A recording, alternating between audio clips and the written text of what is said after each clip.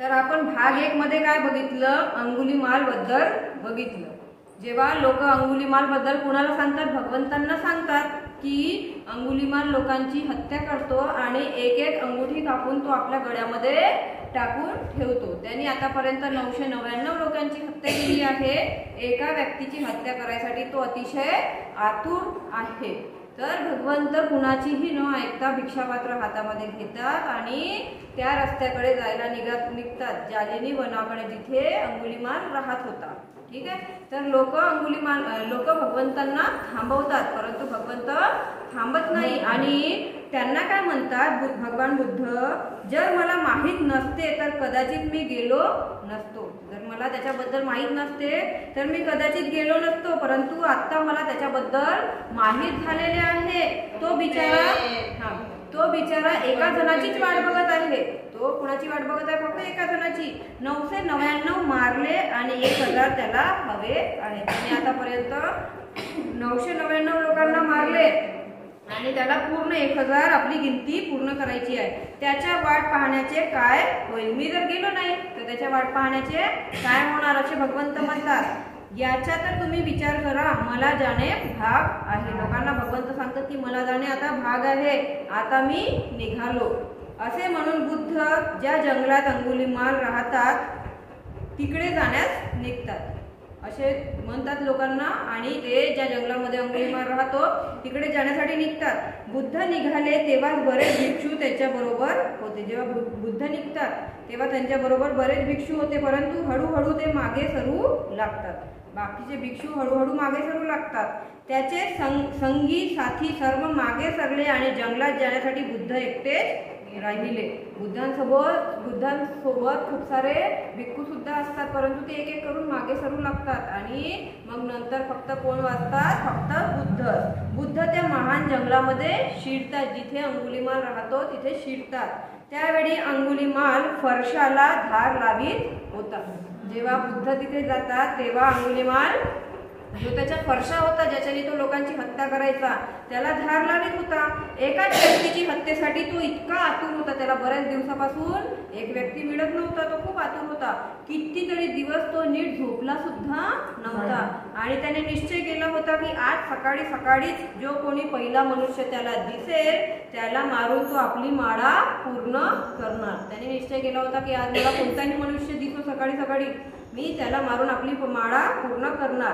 गुरु समोर उपस्थित राहून आपली गुरुदक्षिणा अर्पित करील आणि विद्येला फलवती बनवणार।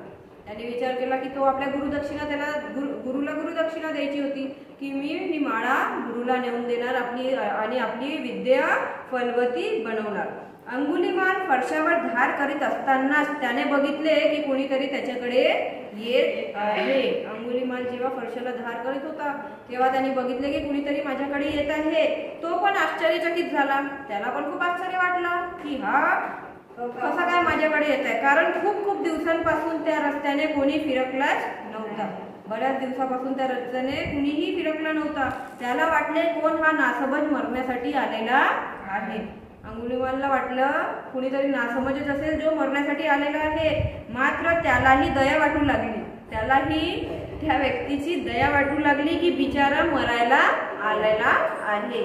त्याने निरखून बघितले, मग अंगुलीमालने निरखून बघितले, पित्त वस्त्र धारण केलेला कोणीतरी संन्यासी आहे। जेव्हा त्याने निरखून बघितले त्याला दिसले पित्त वस्त्र धारण केलेला कोणीतरी संन्यासी आहे। याला माहित नाही की इथे अंगुलीमाल राहतो, कदाचित त्याला माहिती नाही आहे की इथे अंगुलीमाल राहतो आणि राजा सुद्धा ह्या अंगुलीमालला घाबरतो। याला माहिती नाही आहे की इथे अंगुलीमाल राहतो आणि जो इच्छा राजा आहे तो सुद्धा अंगुलीमालला घाबरतो। याला काहीच माहिती दिसत नाही, तो आपल्या मनात विचार करू लागला याला काहीच माहिती दिसत नाही। गावच्या लोकांनीही याला काही सांगितलेलंही दिसत नाही। असे म्हणून फरशावर तो तेच धार करू लागला, असे तो म्हणू लागला आणि फरशावर तेच धार तो करू लागला। जसे बुद्ध त्याच्या जवळ येऊ लागले तसे त्याचे भाव बदलू लागले। बुद्ध जसे त्याच्या जवळ येऊ लागले तसे त्याचे भाव बदलू लागले, त्याला दया येऊ लागली बुद्धांची। स्वतःशीच तो विचार करू लागला, अंगुलीमाल तुला आज झाले तरी काय? तो तो स्वतःशीच विचार करू लागला, अंगुलीमाल तुला झाले तरी काय, अशी कोणाची दया तुला आली नाही, आजपर्यंत तुला अशी कोणाचीही दया आली नाही. तू एवढ्या निर्दयतेने लोकांना मारलंस की सांगता सुद्धा येत नाही. एवढ्या निर्दयतेने त्यांनी सगळ्या लोकांना मारलं की सांगता सुद्धा येत नाही. तुझी आई जरी आली असती तरी 1000च्या कोटा पूर्ण करण्यासाठी तिला मारायला तू तत्पर होतास. तो स्वतःला विचार करू लागला की मी आजपर्यंत एवढा तत्पर होतो, माझी आई जरी आली असती तरी 1000 माझ्या कोटा पूर्ण करण्यासाठी मी तिला सुद्धा मारलं असतं. मग आज असे झाले तरी काय, ना ओळख ना पारख, मात्र काहीतरी होत होतं. ना ओळख होती ना पारख होती, परंतु त्याला खूप दया येत होती त्या व्यक्तीची. कुणाची? बुद्धांची हजेरी काहीतरी करत होती. बुद्ध स्वतः तिथे उपस्थित होते तर त्यांची हजेरी तिथे काहीतरी करत होती. त्या बुद्धाच्या अस्तित्वाच्या लहरी, ती बुद्धाची शांती, ती बुद्धांची हवा. जिथे बुद्ध उपस्थित झाले तर बुद्धांच्या अस्तित्वाची लहरे, तरंगे, बुद्धांची शांती आणि बुद्धांची तिथे हवा, तो बुद्धत्वाचा सुगंध काहीतरी तिथे करीत होता. बुद्धत्वाचा तिथे सुगंधच पसरत होता. बुद्ध अंगुलीमालाच्या अधिकच जवळ येऊ लागले आणि बुद्ध आता अंगुलीमालच्या अधिकच जवळ येऊ लागले. तेव्हा अंगुलीमाल ओरडला की थांबा. अंगुलीमाल ओरडला, थांबा, जराही तुम्ही पुढे आलात तर जिवंत ठेवणार नाही. अंगुलीमाल म्हणतो, जराही तुम्ही समोर आलात पुढे आणखी तर मी तुम्हाला जिवंत ठेवणार नाही. हा फरशा तुम्ही बघितला आहे का? ह्या माळेतील अंगठ्या तुम्ही पाहिले आहे का? माझा हा फरशा किती धारदार आहे तुम्ही बघितला आहे का? माझ्या गळ्यामध्ये जी माळा आहे त्यामधले तुम्ही अंगठ्या बघितल्या आहेत का? मी अंगुलीमाल आहे. तो सांगू लागला भगवंतांना की मी अंगुलीमाल आहे. माझे नाव तुम्ही कधीतरी ऐकले आहे का? मान कापून जीव घेईन आणि अंगुठी माझ्या गळ्यातील माळेत रोवीन. तो त्यांना म्हणू लागला की तुमची मान कापणार आणि तुमचा जीव घेणार आणि जी अंगुठी आहे ती माझ्या माळेमध्ये रोवीन. माझे व्रत मला पूर्ण करायचे आहे. त्याचे व्रत होते 1000 माणसाची हत्या करून गुरुदक्षिणा द्यायचे, त्याला त्याचे व्रत पूर्ण करायचे होते. आणि खूप दिवसानंतर तुमचे आता मला दर्शन झालेले आहे. कोणी ह्या रस्त्याने सुद्धा फिरकत पण नाही. तो त्यांना सांगू लागला की कुणीही या रस्त्याने आता फिरकत नाही. मात्र एक संधी मी तुम्हाला देत आहे. तो बुद्धांना म्हणतो, परंतु मी तुम्हाला एक संधी देत आहे, तुम्ही इथून पळून जा. मात्र अजून जवळ येण्याचा प्रयत्न केलात, तुम्ही इथून पळून जा, परंतु तुम्ही अजून माझ्या जवळ येण्याचा प्रयत्न केला तर मी तुम्हाला मारून टाकणार, तुमचा जीव घेणार. मी अत्यंत क्रूर आहे. भगवंतांना तो सांगतो, मी अत्यंत क्रूर आहे. आता जराही तुम्ही पुढे चालू नका. बुद्ध म्हणाले, मूर्ख, माझे चालणे केव्हाच कित्येक वर्षापासूनच थांबलेले आहे. बुद्ध त्याला म्हणतात अंगुलीमालला, मूर्खा, माझे जे चालणे आहे ते कित्येक वर्षापासूनच थांबलेले आहे. आता कसले चालणे? मी अगदी थांबलो आहे. आता मी चालत नाही, आता मी थांबलेलो आहो. मी तुला म्हणालो की तू तुझे चालणे बंद करशील. तो अंगुलीमाल म्हणतो की मी तुला म्हणालो की तू तुझे चालणे बंद करशील. मी विचारच करीत होतो की हा मनुष्य वेडा असला पाहिजे. अंगुलीमाल मनातच विचार करू लागला की हा मनुष्य नक्की वेडाच असला पाहिजे, कारण तो त्यांना म्हणतो की तू तुझे चालणे बंद करतो. बुद्ध त्यांना काय म्हणतात? मूर्ख आहे. मूर्खा, मी माझे चालणे कितीतरी वर्षापूर्वीच बंद केलेले आहे. तर त्याला काय वाटते? हा व्यक्ती मूर्ख आहे, अंगुलीमालला वाटते. कारण तो चालत असून हा मनुष्य वेडा असला पाहिजे, कारण तो चालत असून स्वतःला म्हणतो मी थांबलेलो आहे. अंगुलीमाल स्वतःला म्हणतो की हा मनुष्य चालत आहे तरी मला सांगत आहे की मी थांबलेलो आहे. आणि मी जेव्हा थांबलो आहे तेव्हा मला म्हणतो की तू चालत आहेस. आणि आता मी एका जागी थांबलेलो आहो. अंगुलीमाल एका जागी थांबलेला होता. तर बुद्ध त्याला काय म्हणत होते? तू चालत आहेस, मी चालत नाही आहो, मी थांबलेलो आहो. चालणाऱ्यास म्हणतो चालत नाही आणि थांबणाऱ्यालाच म्हणतात की तू चालत आहे. जो चालत आहे त्याला म्हणतात की तू चालत नाही आहेस आणि थांबणाऱ्याला म्हणतो की तू चालत आहेस. अंगुलीमाल बुद्धास म्हणाला, हे संन्यासी, तुम्ही काय वेडे आहात का? अंगुलीमाल बुद्धांना म्हणतो, संन्यासी, तुम्ही वेडे आहात काय? मी फरशावर धार करीत आहे, मी आपल्या फरशावर धार करीत आहे आणि तुम्ही म्हणता चालत आहे. मी फक्त आपल्या फरशावर धार करीत आहे आणि तरी तुम्ही मला म्हणता चालत आहे.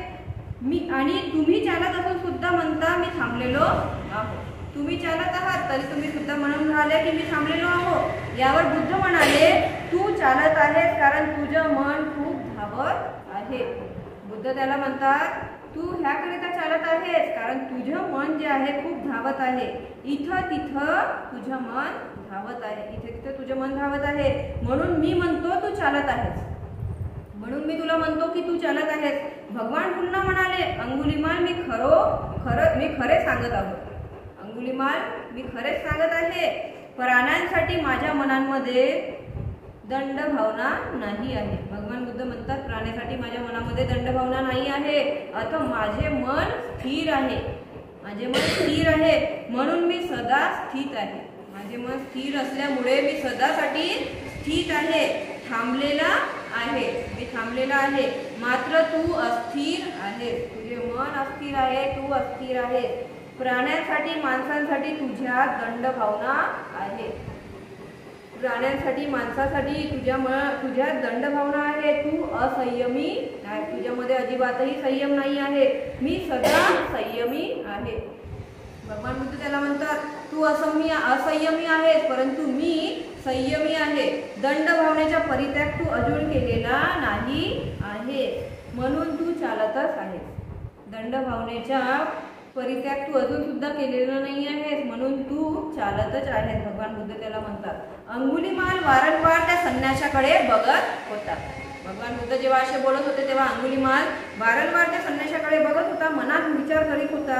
न कळत त्या व्यक्तीबद्दल त्याच्या मनात उत्सुकता व प्रेम उत्पन्न होऊ लागले होते. त्याला कळले सुद्धा नाही आणि त्याच्या मनामध्ये अंगुलीमालच्या मनामध्ये भगवान बुद्धांबद्दल प्रेम आणि उत्सुकता तयार होऊ लागले. फरशावर धार करण्यात तो वेळ घालवू लागला. फरशावर तो धार करण्यात वेळ घालवू लागला. असा प्यारा मनुष्य पुन्हा भेटणार नाही म्हणूनच फरशा चालवण्यास उशीर करू लागला. त्याला वाटला की असा प्यारा मनुष्य मला कधीही भेटणार नाही म्हणून तो फरशा चालवण्यास उशीर करू लागला. बुद्ध म्हणाले मला वाटतं अंगुलीमाल तू फरशा चालवण्यास उशीर करीत आहेस.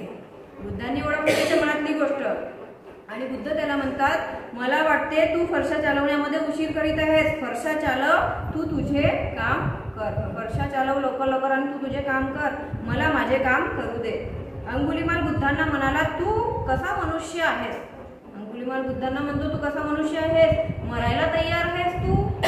बुद्ध म्हणाले अंगुलीमाल तू ज्याला मारू इच्छितोस तो केव्हाचाच मेलेला आहे. बुद्ध त्याला म्हणतात तुझी जी इच्छा आहे ज्याला मारायची तो व्यक्ती कधीचाच मेलेला आहे. तो मी नाही आणि जो मी आहे त्याला तू बिलकुल पण मारू शकत नाही. तो मी नाही आहे आणि जो मी आहे त्याला तू अजिबातही मारू शकत नाही. म्हणून तू फरशा चालव आणि घाई कर मला मारायची. अंगुलीमालाने भगवंताच्या डोळ्यात घालून पाहिले. अंगुलीमालाने भगवंताच्या डोळे घालून बघितले. त्याला वाटले ह्या माणसाला मारणे असंभव आहे. त्याला वाटू लागले की ह्या माणसाला मारणे असंभव आहे. परंतु त्याला जिद्द होती.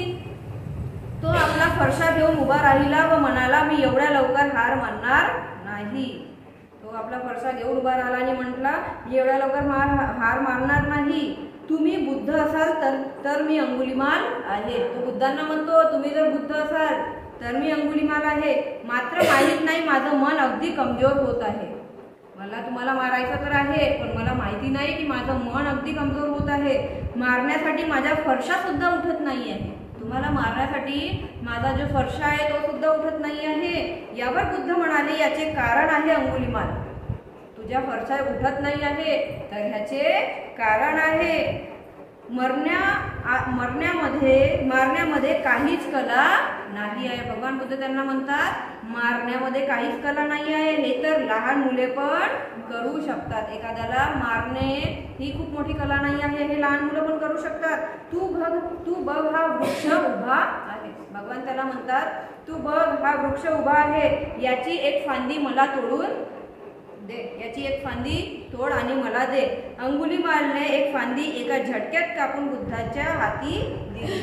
अंगुलीमालने ती फांदी झटक्यातच कापली आणि बुद्धांच्या हाती दिली. नंतर बुद्ध म्हणाले आता असं कर ही फांदी जिथल्या तिथे जोडून दे. बुद्ध त्याला म्हणतात आता तू असं कर ही फांदी तू जिथून तोडली, जिथून कापली तिथे लावून दे. अंगुलीमाल म्हणाला, हे कसं शक्य आहे? अंगुलीमाल म्हणतो, हे कसं शक्य आहे? त्यावर बुद्ध म्हणाले, कापणे मारणे अत्यंत सोपे आहे. बुद्ध म्हणतात, कापणे आणि मारणे अत्यंत सोपे आहे, परंतु जोडणे अत्यंत कठीण आहे. आणि जोडूनच मनुष्य महान बनतो. कापल्याने मनुष्य कधीच महान बनत नाही, जोडून मनुष्य महान बनतो, तर कापल्याने नव्हे. भगवान बुद्ध म्हणतात, जोडून मनुष्य महान बनतो, कापल्याने नव्हे. आता तू माझी मान कापून काढ.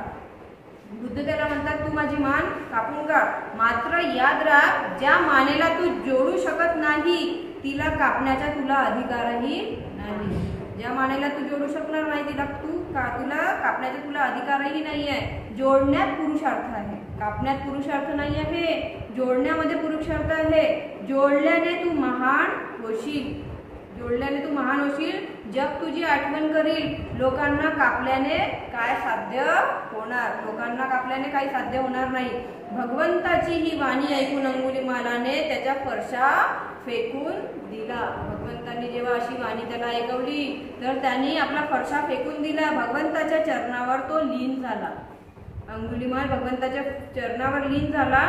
तो दरोडेखोर भगवंतांना शरण गेला आणि प्रवर्जित होण्याची त्यांनी इच्छा प्रदर्शित केली. भगवंतांना म्हटलं की मला प्रवर्जित व्हायचे आहे.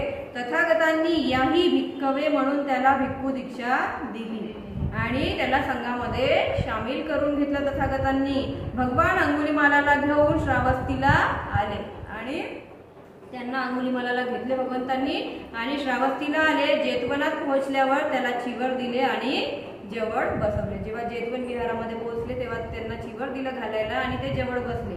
तिकडे राजा पसेंदी राजाच्या दरबारात अंगुलीमालाच्या अत्याचाराविरुद्ध लोकांनी आवाज उठवला होता.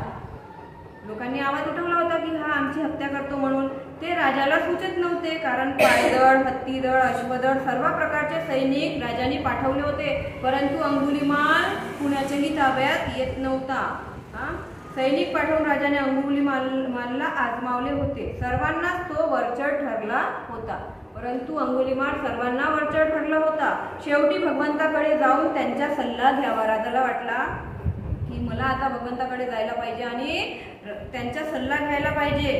तो संध्याकाळी 200 अश्वारोही सैनिकांबरोबर जेतवन विहारामध्ये गेला. राजा आपल्या 200 अश्वारोही सैनिकांबरोबर जेतवनात गेला. जेतवनात जाऊन त्यांनी बुद्धांना वंदन केले, अभिवादन केले आणि एका बाजूला एका आसनावर जाऊन राजा बसला. तथागतांनी कुशलक्षेम विचारल्यानंतर म्हणाले, राजन, चिंतेचा काय विषय आहे? तथागत त्याला म्हणतात, राजन, तुझ्या चिंतेचा काय विषय आहे? राजा, तुम्ही अत्यंत व्याकुळ दिसत आहात. तथागत म्हणतात, तुम्ही अत्यंत व्याकुळ दिसत आहात.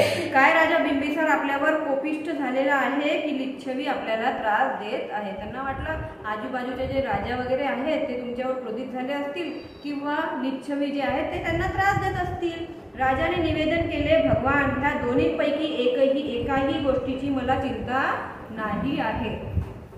राजा त्यांना म्हणतो की ह्या दोन्हीपैकी एकाही गोष्टीची मला चिंता नाही आहे, मात्र फक्त चिंतेचा विषय आहे अंगुलीमाल. माझ्या चिंतेचा विषय आहे एक व्यक्ती अंगुलीमाल. मी आपल्या अश्वारूढ सेनेबरोबर त्याचा बंदोबस्त करायला निघालो आहे. यावर भगवान म्हणाले, राजन, जर अंगुलीमालला आपण श्रमण भिक्खूच्या वेशात पाहिले तर आपण काय कराल? भगवान त्यांना काय म्हणतात, जर तुम्ही अंगुलीमालला श्रमण भिक्खूच्या वेशामध्ये बघितलं तर तुम्ही काय करणार? यावर राजा बदला, तो माझ्यासाठी वंदनीय होईल. जो अंगुलीमाल आहे तो माझ्यासाठी वंदनीय होईल. आम्ही त्याचा आदर करू, त्याला आसन ग्रहण करण्यासाठी आमंत्रित करू, परंतु इतका दुःशील प्राणी शील संयमी होऊ शकत नाही. आम्ही त्याला आसन ग्रहण करण्यासाठी आमंत्रित करू, परंतु इतका दुःशील माणूस कधीही संयमी होऊ शकत नाही, असं तो राजा भगवंताला सांगतात. तथागत आणि राजा पसेंदी यांचा असा संवाद चालू असताना अंगुलीमाल तथागताच्या बाजूला भिक्खू वेशामध्ये बसला होता. जेव्हा राजा आणि तथागत असं आपला संवाद करत होते तेव्हा तिथे बाजूलाच कोण बसला होता? अंगुलीमाल. त्याचा हात धरून तथागत म्हणाले, राजन हा आहे अंगुलीमाल. अंगुलीमालचा भगवंतांनी हात पकडला आणि त्यांना सांगतात, राजन हा आहे अंगुलीमाल. राजा त्याला पाहताच भयभीत झाला. राजा त्याला बघता बरोबर भयभीत झाला, स्तब्ध झाला, त्याच्या रोमांच उभे राहिले. बसलेल्यांमध्ये भयाची एक लहर व्यक्त झाली. जिथे बसलेले होते सगळे त्यांच्यामध्ये भय उत्पन्न झाला. कुणालाच विश्वास बसत नव्हता की हा अंगुलीमाल आहे. कोणीही स्वप्नात सुद्धा विचार केलेला नव्हता की अंगुलीमाल ह्या रूपात येऊ शकतो. जे त्याला ओळखत होते त्यांच्या मनात त्याच्याबद्दल भय आणि घृणेचे भाव येणे साहजिकच होते. त्या अंगुलीमालाला जे लोक ओळखत होते त्याच्या मनामध्ये जरी तो परिवर्तित झालेला असेल, भिक्खू बनलेला असेल, परंतु त्यांच्या मनामध्ये त्याच्याबद्दल भय आणि घृणा होती. दुसऱ्यासाठी तो सामान्य व्यक्ती होता. प्रत्येकाचे वेगवेगळे भाव होते. राजाने अंगुलीमालाला विचारले, काय आपण अंगुलीमाल आहात काय? आता राजाने त्याला विचारलं, खरंच तुम्ही अंगुलीमाल आहात का? त्याने उत्तर दिले, होय. राजाने त्याच्या वडिलांचे व आईचे नाव विचारले. त्याला वाटलं की मी विचारावं याला की तुझ्या आईचे आणि वडिलांचे नाव सांग. त्यांनी बरोबर आपल्या वडिलांचे नाव सांगितले गार्गय आणि आईचे नाव मैत्रेयनी. यावर राजा म्हणाला, गार्गय मैत्रेयनी पुत्र, आपण सुखाने माझ्या राज्यात विचरण करावे. राजा त्याला म्हणतो की तुम्ही सुखाने माझ्या राज्यामध्ये विचरण करावे. राजाने तथागताकडे दृष्टिक्षेप टाळून निवेदन केले, भगवान, विना दंड विना शस्त्र आपण कसे अंगुलीमालाचे दमन केले? राजा त्यांना म्हणतो की भगवान, बिना शस्त्र आणि बिना दंडाने आपण अंगुलीमालाचे दमन कसे केले? आमचे शस्त्र आणि दंड, सेना आणि आयुधे त्याचे दमन करण्यात असमर्थ ठरले. असे म्हणून राजाने तथागताची परवानगी घेतली आणि राजप्रसादात वापस गेले. अंगुलीमाल चिवरधार करून भिक्षापात्र हातात घेऊन भिक्षाटन करण्यासाठी श्रावस्ती नगरामध्ये फिरू लागला. आता जेव्हा त्यांनी भिक्खू जीवन स्वीकारलं तेव्हा ते चिवर धारण करून हातामध्ये भिक्षापात्र घेऊन ते भिक्षा ग्रहण करण्यासाठी पूर्ण नगरामध्ये, श्रावस्ती नगरामध्ये फिरू लागले. लोकांनी त्याच्या दृष्ट कृत्याच्या कथा ऐकल्या होत्या. तर त्याने केलेल्या अत्याचाराची इत्यभूत माहिती त्यांना होती. लोक त्याच्यावर क्रोधित झाले, उग्र होते. त्याच्यासाठी लोकांनी आपले दरवाजे सुद्धा बंद केले. दगड एकत्रित केले व लोक अंगुलीमालावर तुटून पडले. लोकांनी दगड एकत्रित केले आणि त्याला दगडाने मारू लागले. कोणी दगड मारत होता तर कोणी काठा मारित होता, तर कोणी चिखल फेकत होता अंगुलीमालावर. अंगुलीमाल रस्त्यावर मधोमध उभा राहिला व लोक त्याच्यावर दगडाचा वर्षाव करू लागले. तो रस्त्याच्या मधोमध उभा होता, पळाला सुद्धा नाही तो, आणि लोक त्याच्यावर दगडाचा वर्षाव करत होते. त्याच्या शरीरातून ठिकठिकाणातून रक्त वाहू लागले. तो रक्तबंबाळ झाला. अंगुलीमाल रक्तबंबाळ झाला, मात्र तो शांतच राहिला. एवढं त्यांना लोकांनी मारले परंतु तो शांत राहिला. तो एकच मंत्र पुटपुटत होता, बुद्धं शरणं गच्छामि, धम्मं शरणं गच्छामि, संघं शरणं गच्छामि. त्याच्या मनात कोणाबद्दलही कटुभाव नव्हते आणि तो कोणाबद्दलही वाईट विचार करत नव्हता.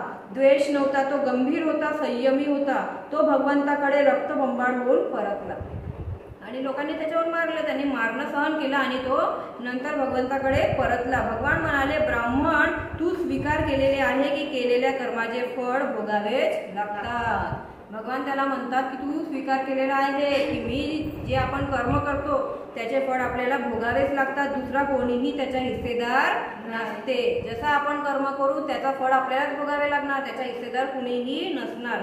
कोणी त्राता नाही. प्रत्येक व्यक्ती स्वतःचा मुक्तिदाता आहे. आपण स्वतः आपले मुक्तिदाता आहोत. पुत्र, तू अकुशल कर्म केलेले आहेत. भगवान त्याला काय सांगतात, पुत्र, तू अकुशल कर्म केलेले आहेत. धैर्य ठेव, हे अकुशल कर्म तुला अगणित नरकात टाकणारे आहेत. त्यांना तू स्वप्रयत्नाने नष्ट कर. हे जे तू अकुशल कर्म केले होते हे तुला नरकामध्ये टाकणारे आहेत, परंतु आता तू स्वतःच्या स्वप्रयत्नाने त्या अकुशल कर्मांना नष्ट कर आणि कुशल कर्म कर. त्यावर अंगुलीमाल ध्यान विपश्यनेत आपले मन गुंतवू लागला. नंतर मग अंगुलीमाल ध्यान विपश्यना करू लागला. ध्यानात तो स्थित झाला. ध्यानामध्ये तो खूप स्थित झाला. विमुक्तीचा अनुभव प्राप्त करून तो अरहंत झाला. विमुक्तीचा अनुभव प्राप्त करून तो लवकरच अरहंत झाला. अरहंत झाल्यानंतर काही दिवसांनी अंगुलीमालाचे परिनिर्वाण झाले. जेव्हा तो अरहंत झाला तर काही दिवसांनीच त्याचे परिनिर्वाण झाले. परिनिर्वाणाच्या वेळी तो अगदी शांत होता. जेव्हा त्याचा परिनिर्वाण झाला तो अगदी शांत होता, दृष्ट होता आणि साक्षी होता. तो प्रज्ञा प्राप्त करून मेला होता. तो मरतांनी प्रज्ञा प्राप्त करून मेला होता, ज्ञान प्राप्त करून परिनिर्वाण पावला होता. अरहंत पदाला प्राप्त होऊन तो परिनिर्वाण पावला होता. अंगुलीमालच्या परिनिर्वाणानंतर लगेच भिक्खूंनी तथागतांना विचारले. जेव्हा अंगुलीमाल मरण पावले तेव्हा भिक्खूंनी तथागतांना विचारले, भगवान आता अंगुलीमाल मरून कुठे उत्पन्न झाले? अंगुलीमाल तर मरण पावले, पण आता ते कुठे उत्पन्न झाले? बुद्ध म्हणाले, भिक्खूंनो माझा पुत्र परिनिवृत्त झाला. बुद्ध म्हणतात माझा जो पुत्र आहे तो परिनिवृत्त झाला, परिनिर्वाणात उपलब्ध झाला. आता त्याचा पुन्हा जन्म होणार नाही. तो जन्म मरणाच्या पार झालेला आहे. आता तो परत येणार नाही. भिक्खूंनी विचारले, भगवान हजारो मनुष्यांना मारूनही अंगुलीमाल परिनिर्वाणास कसा काय उपलब्ध झाला? भिक्खू काय विचारतात, त्यांनी हजारो लोकांना मारलं तरी सुद्धा तो परिनिर्वाणास कसा काय उपलब्ध झाला? विश्वास ठेवणे कठीण आहे. होय भिक्खूंनो, अजागृतपणे त्याने खूप पाप केले. जेव्हा तो अजागृत होता त्याला कल्याणकारी मित्र नव्हता भेटला. त्याच्या गुरुनी बदला घ्यायसाठी त्याला 1000 लोकांची हत्या करून गुरुदक्षिणा मागितली होती. तर त्याला अजागृतपणे त्याने खूप पाप केले. परंतु जेव्हा तो जागा झाला, कुणी जागा केला त्याला? तथागतांनी जागा केला. त्या जागृततेतील पुण्याने त्या सर्व पापांना त्याने कापले. जागृत झाल्यानंतर त्यांनी जेवढं पण पुण्य केलं तर त्या पुण्याने त्याच्या पापांना कापले. अशा शून्य भावात डुबकी मारून तो निब्बाणास प्राप्त झाला. परंतु भिक्खूंनी पुन्हा विचारले, भगवान त्याला तर भिक्खू होऊन खूप दिवसही झाले नव्हते. तो जेव्हा भिक्खू झाला होता तेव्हा त्याला खूप दिवसही झाले नव्हते. त्याने पुण्य कधी केले? भिक्खूंनी विचारलं तर त्यांनी पुण्य कधी केले? यावर बुद्ध म्हणाले, भिक्खूंनो कधी कधी एखाद्या पुण्याचे छोटेसे कृत्यही जर समग्रतेने केल्या गेले तर सर्व पापांना ते कापू शकतात. एकच छोटासा पुण्य जर आपण केलं आणि समग्रतेने केलं तर आपल्या सगळ्या पापांचे कृत्य ते कापू शकते. एक पुण्य फक्त. त्याला जास्त दिवस जगायची गरज नव्हती. कारण लोकांनी त्याला जेव्हा दगड मारली होती तेव्हा तो अगदी साक्षी बनून राहिला होता. लोकांनी जेव्हा त्याला दगड मारले तेव्हा तो शांत स्वभावाने साक्षी बनून त्यांनी मार खाल्ला. केलेल्या पापाचे फळ आहे ते समग्रतेने भोगलेच पाहिजे हा भाव त्याच्यामध्ये होता. त्याला हे जाणवलं होतं की मी जो पाप केला होता त्याच पापाचे मला फळ भेटत आहे, म्हणून मला लोक दगड मारत आहे. हे त्याचे वागणे म्हणजे सगळ्यात मोठे पुण्य होते. हा जो तो वागला होता, लोकांनी त्याच्यावर दगड मारले, चिखल फिरून मारले, काठ्याने त्यांना मारले, तर हे जे त्याचे वागणे होते ते सगळ्यात मोठे पुण्य होते. त्याचे कर्ता होण्यात पाप आहे, साक्षी होण्यात पुण्य आहे. शिवाय भिक्खूंनो अंगुलीमालने प्रथम एका कल्याण मित्राच्या अभावी एवढे पाप केले. तो जो त्याचा गुरु होता कल्याण मित्र, त्याच्या अभावी त्याने एवढे पाप केले आणि नंतर एका कल्याण मित्राच्या मदतीने तो अप्रमादी झाला. नंतर भगवान बुद्धांमुळे तो अप्रमादी झाला. म्हणूनच त्याचे पूर्वीचे पाप कर्म नंतरच्या पुण्याने झाकून गेले. त्याने जे पूर्वी पाप कर्म केले होते तर ते पाप कर्म त्यांनी जे नंतर पुण्य कर्म केले त्याने पूर्णपणे झाकून गेले. अशा तऱ्हेची अपूर्व गोष्ट सांगून भगवंतांनी गाथा म्हटलेली होती. तर ही होती स्थवीर अंगुलीमालची गोष्ट. ठीक आहे. म्हणजे कुशल कर्मांनी मनुष्य ह्या लोकांमध्ये खूप प्रभावित होतो. म्हणून कुशल कर्म करायची घाई करायला पाहिजे. आपण एखादा पाप कर्म जरी करत असणार, परंतु आपण जर एखादा पुण्य कर्म करू तर आपण 100 पाप कर्म करत असणार, परंतु फक्त एखादा पुण्य कर्म करू तर त्या एका पुण्य कर्माने ते आपले पाप कर्म झाकले जातात आणि मनुष्य अकुशल कर्मांपासून लांब जातो आणि कुशल कर्म करायला सुरुवात करतो. बरोबर आहे. तर आपणही कुशल कर्म करायला पाहिजेत, पुण्य कर्म करायला पाहिजेत, पाप कर्मापासून लांब असायला पाहिजे. साधू साधू साधू.